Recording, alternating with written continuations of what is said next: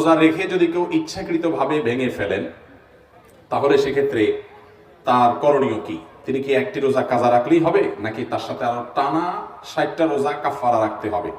এটি ফোকায়ে কেরামের দুটি মত আছে। অনেক ফকিগণ বলেছেন যে শুধুমাত্র স্ত্রী সহবাস করলে যদি রোজা রেখে এবং এই জাতীয় কাজ করে তাহলে সেক্ষেত্রে তার জন্য রোজা কাজার পাশাপাশি কাফারা লাগবে। আর অন্যান্য উলামায়ে কেরামের মত হলো যে না, বরং যেই কোনো ভাবে রোজা ভাঙবে, ইচ্ছাকৃতভাবে ঠান্ডা মাথায় যদি রোজা ভাঙে তাহলে সেক্ষেত্রে তার জন্য একটা রোজা কাজা এবং তার সাথে টানা 60টা রোজা কাফারা রাখতে হবে। মোট কয়টা রাখতে হবে? 61টা। এবং টানা রোজা রাখতে গিয়ে মাঝখানে কোনো গ্যাপ তৈরি হয় তাহলে আবার শুরু থেকে রাখতে হবে।